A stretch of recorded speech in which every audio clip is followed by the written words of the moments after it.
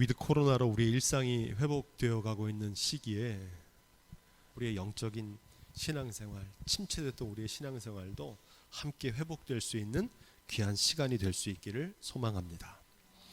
구약 성경의 마지막 책인 말라기는 온전한 11조를 강조하는 말씀으로 유명합니다. 하지만 이 말라기서의 핵심 주제는 11조가 아닙니다. 이 말라기서의 주제는 치유, 요즘으로 바꿔 말하면 회복에 관한 말씀입니다. 말라기에는 몇 가지 특징이 있는데, 이 말라기라고 하는 제목이 나의 사자, 언약의 사자, 천사, 하나님의 메신저라는 뜻입니다. 다른 소선지자들은 호세아 하면 그 호세아라고 하는 선지자의 이름을 말하는데, 이 말라기는 특정한 선지자를 지칭하는 것이 아니라 익명의 선지자, 이름 없는 하나님의 사자, 그 말라기가 전하는 하나님의 예언이라는 뜻입니다. 또 다른 말라기의 특징이 있는데, 이 말라기는 어떤 시대에 기록되었는지 그 역사적인 시대가 언제인지가 정확하게 기록되어 있지 않습니다. 하지만 이 말라기의 말씀을 내용을 읽어보면 총독이 등장하고 성전 제사가 타락했던 모습들, 그리고 부패한 사회상의 실태들을 살펴볼 때 아마도 이 말라기는 스가랴의 예언이 끝난 후 약 100년 이후에 시대적인 상황을 기록하고 있다고 추정할 수 있습니다. 외적으로 수룹바벨 성전은 다시 재건했지만 하나님을 경외하는 내면적인 신앙은 여전히 무너져 있었던 시대입니다. 형식적으로 예배는 드렸지만 감격은 없고, 기도는 하지만 응답을 받지 못하고, 찬송을 부르지만 감사와 기쁨은 사라졌던 겁니다.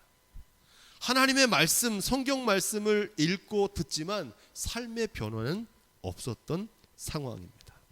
한마디로 무기력한 신앙과 영적인 나태함에 빠져 있었습니다.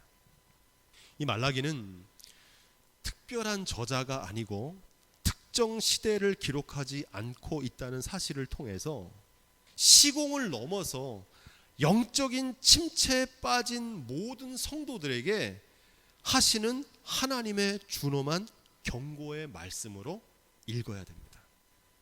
여호와께서 말라기로 이스라엘에게 말씀하신 경고라, 이렇게 기록되는데, 이 말라기의 경고는 단순한 비판이나 책망이 아닙니다. 이와 같은 침체와 타락에 빠진 원인이 무엇인지를 밝힙니다. 그러면서 어떻게 하면 치유와 회복으로 나아갈 수 있는가, 그 구체적인 방법을 제시하는 책이 말라기서입니다. 말라기가 제시하는 치유와 회복의 방법을 미리 살펴보면 하나님과의 관계가 회복될 수 있는 유일한 해법으로 예배를 제시합니다. 왜냐하면 모든 삶은 예배에서 시작되기 때문입니다. 말라기 시대의 이스라엘의 영적인 상태가 오늘 코로나 위기 속에서 침체되어 있는 저와 여러분들의 모습은 아닌지 돌아봅니다. 바라기는 이 말씀을, 말라기서를 묵상하는 가운데 하나님의 놀라운 치유와 회복의 역사가 우리의 삶에서, 교회에서도 나타나기를 주님의 이름으로 축복드립니다.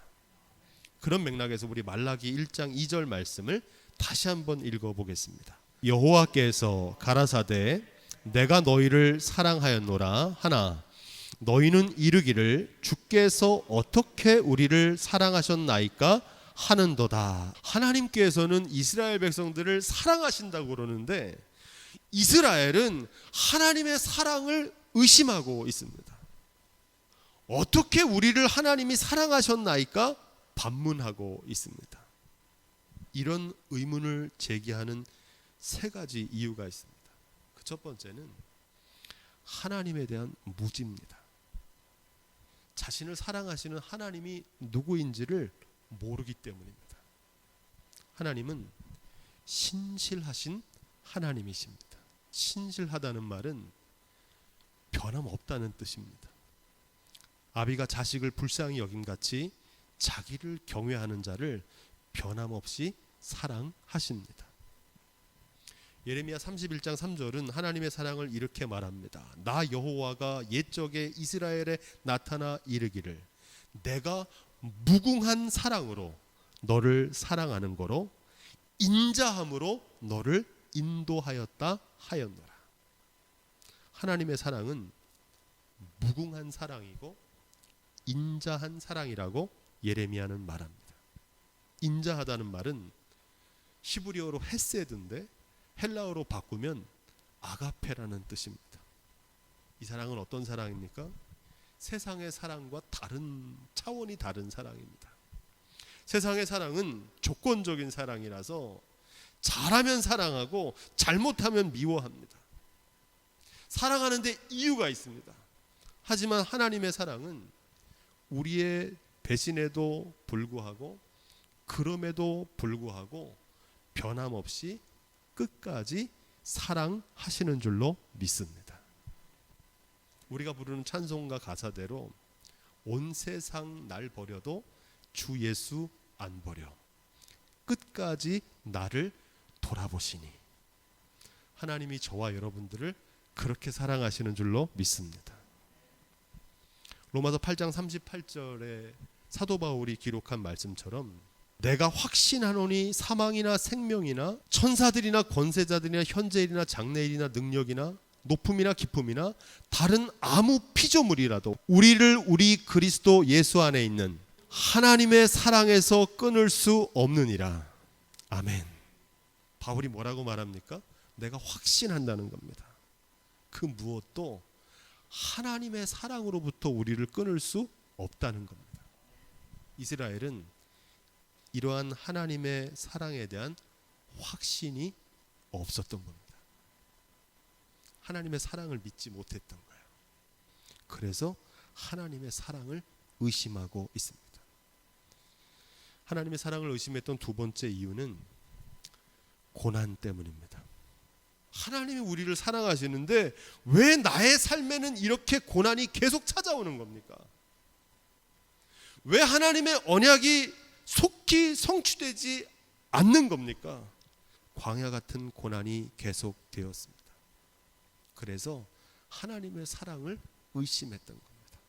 히브리서 기자는 이렇게 말합니다. 내 아들아, 주의 징계하심을 경히 여기지 말며 그에게 꾸지람 받을 때에 낙심하지 말라. 주께서 그 사랑하시는 자를 징계하시고 그의 받으시는 아들마다 채찍질 하심이니라. 무릇 징계가 당시에는 즐거워 보이지 않고 슬퍼 보이나 후에 그로 말미암아 연달한 자에게는 의의 평강한 열매를 맺게 될 것이다. 이렇게 말합니다. 과일나무에 풍성한 열매를 맺기 위해서는 전지 작업을 합니다. 가지를 쳐주는 겁니다. 더 크고 풍성한 열매를 거두기 위해서입니다. 우리가 삶에서 만나는 고난과 환난 중에도 하나님이 여전히 저와 여러분들을 사랑하신다는 사실을 믿는 믿음이 있기를 주님으로 부탁을 드립니다. 하나님의 사랑을 의심했던 세 번째 이유는 하나님께 받은 사랑을 잊어버렸기 때문입니다. 하나님께 받은 은혜를 망각했기 때문입니다. 누가복음 17장에 보면 10사람의 문둥병자가 예수님을 만나서 모두 고침을 받습니다. 하지만 그 가운데 단 한 사람만 주님께 나와서 감사와 영광을 돌립니다. 치유함을 받았지만 치유함을 받고 돌아서자마자 그 은혜를 잊어버린 겁니다. 오늘 우리의 삶에서도 우리가 누리는 생명, 건강, 물질, 자녀, 우리가 삶에서 누리는 모든 것이 하나님의 은혜, 하나님의 선물인 줄로 믿습니다. 살아있다는 것 자체가 은혜입니다. 예배는 잃어버린 하나님의 은혜를 다시 기억하는 시간입니다. 그게 예배입니다. 모든 삶은 그래서 예배에서 시작된다는 겁니다. 삶의 실패는 예배의 실패이고 예배의 성공이 우리의 삶의 성공으로 이어진다는 사실입니다. 왜 그렇습니까? 하나님의 은혜가 없으면 감사가 사라집니다. 삶에 감사가 없어져요. 감사가 사라지면 기쁨이 없습니다. 기쁨은 감사에서 나오고, 감사는 은혜를 기억할 때만 감사가 터져 나오는 겁니다. 그래서 우리의 예배는 하나님의 은혜를 기억하는 시간입니다. 바라기는 우리가 드리는 예배가 하나님의 은혜를 기억하는 예배로 회복될 수 있기를 주님의 이름으로 축원드립니다. 말라기 1장 2절 하반부 말씀부터 3절까지 말씀을 쭉 읽어보겠습니다. 나 여호와가 말하노라. 에서는 야곱의 형이 아니냐.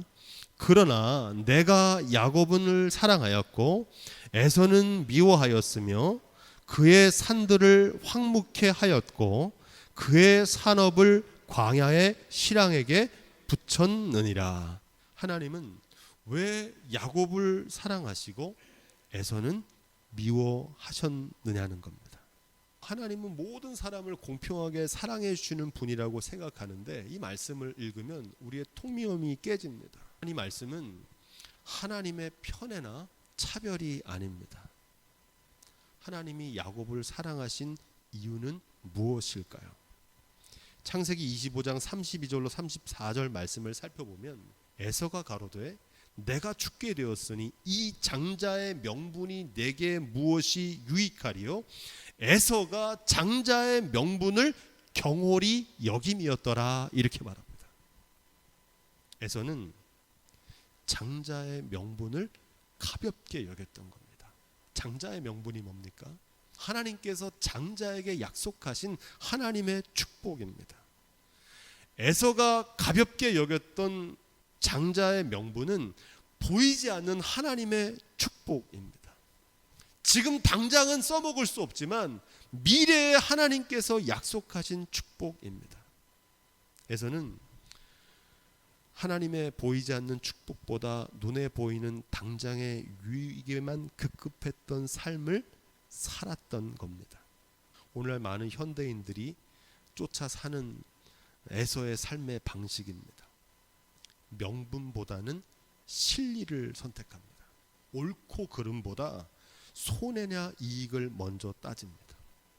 하늘의 보화보다 땅의 보화, 미래의 가치보다 지금 당장 눈앞의 일회적인 가치를 선호합니다.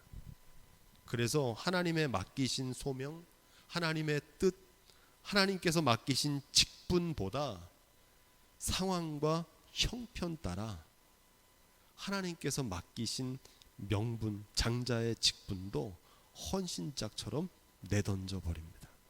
하나님께서 에서를 버린 것이 아니라 에서가 하나님을 멸시해서 버린 겁니다. 하나님이 에서를 미워한 게 아닙니다. 에서가 하나님을 사랑하지 않은 겁니다. 더 정확하게 말하면 하나님보다 붉은 것, 팥죽을 더 귀하게 여긴 겁니다. 사무엘상 2장 30절은 이렇게 말합니다. 나를 존중히 여기는 자를 내가 존중히 여기고 나를 멸시하는 자를 내가 경멸하리라. 홈리와 비느하스가 하나님께 드려지는 제사를 만홀히 여길 때 이 말씀을 하셨습니다.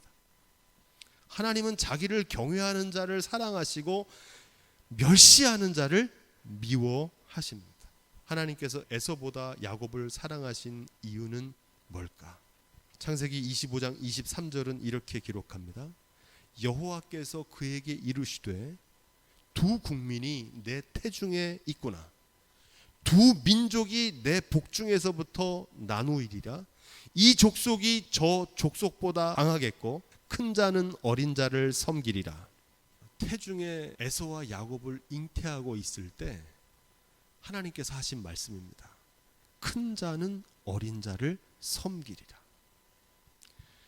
성경을 읽어보면 약한 자를 들어서 강한 자를 부끄럽게 하시고 작은 자를 들어서 큰 자를 부끄럽게 하시는 하나님의 역사가 많이 나옵니다. 에서처럼 장자가 그 축복을 받아 누리지 못하고 차자나 그 막내가 하나님의 선택과 축복을 받는 경우가 자주 등장합니다.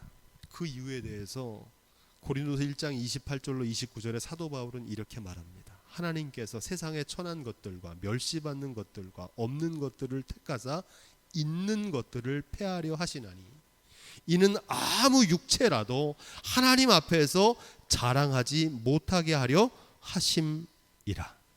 하나님 앞에서 자기를 낮추는 자를 하나님께서 높여주시고 하나님 앞에서 겸손한 자를 하나님께서 사랑하신다는 겁니다.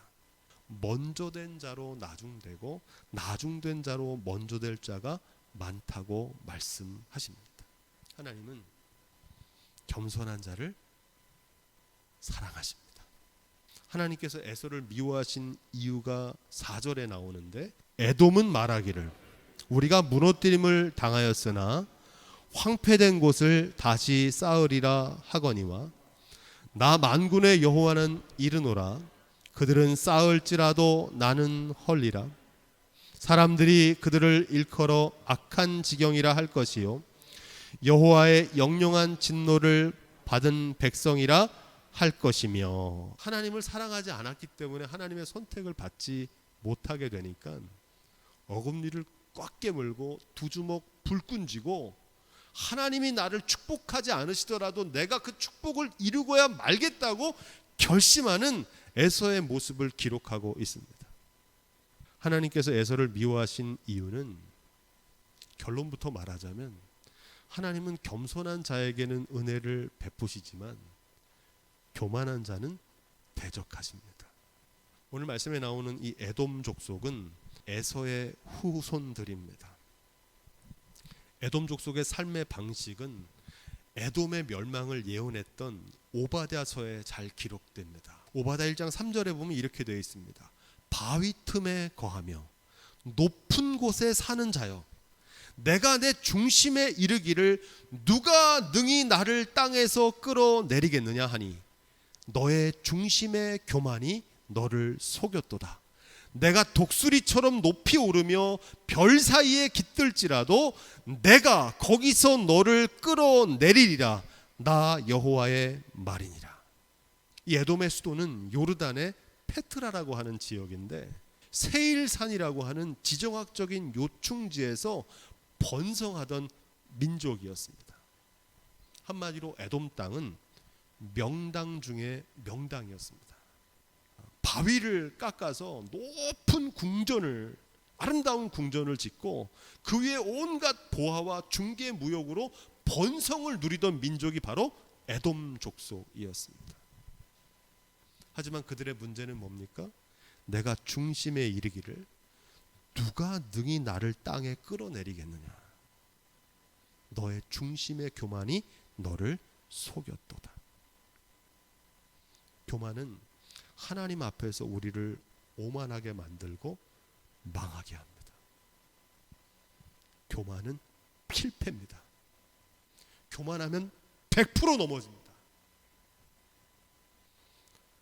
하나님은 에서를 미워하신 게 아니라 에서의 교만을 미워하신 겁니다.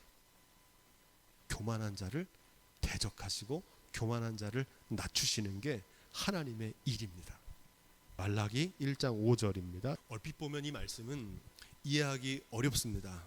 하지만 귀한 의미를 우리에게 증거하고 있는 말씀입니다. 이스라엘 지경 밖에서 크시다 이렇게 말하는데 이스라엘 지경은 바로 택하심을 받은 유대인들을 가리킵니다. 이스라엘 지경 밖은 이방인들이 사는 나라를 말합니다. 이 말씀은 선민 이스라엘은 하나님의 사랑을 모르고 살았는데 택하심을 받지 못했던 이방인들이 도리어 하나님의 사랑과 은혜를 누렸다는 역설적인 말씀입니다. 스스로 의롭다고 여기던 의인보다 자신의 죄를 회개했던 죄인을 의롭다고 말씀하셨던 예수님의 말씀처럼 우리의 통념이나 고정관념을 뛰어넘는 대반전을 증거하고 있습니다. 하나님의 은혜와 사랑을 가까운 사람들은 모르는데 멀리 있는 사람들은 그 하나님의 은혜와 사랑을 알게 될 거라는 말입니다. 예수님께서 다른 곳에서는 많은 기사와 이적을 베푸셨습니다. 심지어 이방인들도 예수님의 치유와 기적을 체험했습니다. 하지만 정작 자신의 고향이셨던 나사렛과 가버나움에서는 아무런 기적도 행하지 못하셨습니다. 그러면서 뭐라고 말씀하십니까? 선지자가 고향에서 환영을 받는 자가 없느니라. 선지자가 자기 고향과 자기 집 외에서는 존경을 받지 않음이 없느니라. 왜 지경 밖에서 크실까요? 하나님은 이스라엘 백성들을 사랑하셔서 그들을 선택하셨습니다. 그리고 그들에게 선지자들을 보내시고 독생자 예수 그리스도 그 아들을 보내셨습니다. 그것보다 더 큰 사랑이 어디 있습니까? 그런데 선지자들은 핍박하고 독생자는 십자가에 못 박아 죽였습니다. 지금도 이스라엘 사람들은 예수님을 메시아인 줄 모릅니다. 예수 그리스도는 이스라엘 밖에서 만왕의 왕으로 높임을 받으시고 온 세상 사람들이 그분의 사랑과 은혜 안에 거하고 있는 줄로 믿습니다. 왜 지경 밖에서 크십니까? 돼지 목걸이의 진주 같은 겁니다. 소중한 가치를 몰라보는 무지 때문입니다. 가까이 있으면 귀한 것을 모릅니다. 당연하게 생각합니다. 하나님은 차별이 없는 분입니다. 악인과 선인에게 골고루 비를 내리시듯 하나님께서는 모든 사람에게 은혜와 사랑을 베풀어 주시는 줄로 믿습니다. 차이는 뭡니까? 선인은 하나님의 은혜라는 사실을 알고 살지만 악인은 하나님의 은혜를 받고도 하나님의 은혜인 줄 모르고 사는 겁니다. 마치 하늘에서 장대비가 쏟아져도 장독대에 뚜껑이 덮여 있으면 물 한 방울도 그 속에 못 들어갑니다. 하나님의 은혜가 없는 게 아니고 하나님의 사랑이 부족한 게 아니고 그 사랑과 은혜를 받으면서도 깨닫지 못하기 때문입니다. 너희는 목도하고 이르기를 직접 눈으로 보고 깨닫게 될 거라는 겁니다. 무엇을 깨닫게 됩니까? 하나님은 자기를 경외하는 자를 존귀하게 여기시고 자기를 멸시하는 자를 경멸히 여기신다는 사실을 목도하게 될 거라는 겁니다. 하나님께서는 작은 자를 들어서 큰 자를 부끄럽게 하시는 분이란 사실을 보게 될 거라는 겁니다. 하나님께서는 겸손한 자에게 은혜를 베푸시지만 교만한 자를 대적하신다는 사실을 알게 될 거라는 겁니다. 하나님의 사랑과 축복을 받는 사람은 누구입니까? 장자 에서가 아니고 그 동생 야곱이었습니다. 구원의 기준은 장자냐, 혈통이냐, 직분이냐, 형식적인 율법을 준수하느냐가 아닙니다. 하나님을 경외하는 사람, 하나님을 사랑하고 존귀히 여기는 사람, 하나님께 최고의 가치를 두고 우선순위로 여기는 사람입니다. 나는 하나님의 선택과 하나님의 사랑을 받았지만 그 사랑을 모르고 사는 에서입니까? 아니면 하나님의 사랑과 은혜를 알고 그것을 날마다 만끽하며 사는 야곱입니까? 바라기는 저와 여러분들의 삶이 야곱처럼 하나님의 사랑과 은혜를 깨닫고 날마다 감사와 기쁨을 만끽하며 살아가는 축복의 본보기들이 다 되시기를 주님의 축원드립니다.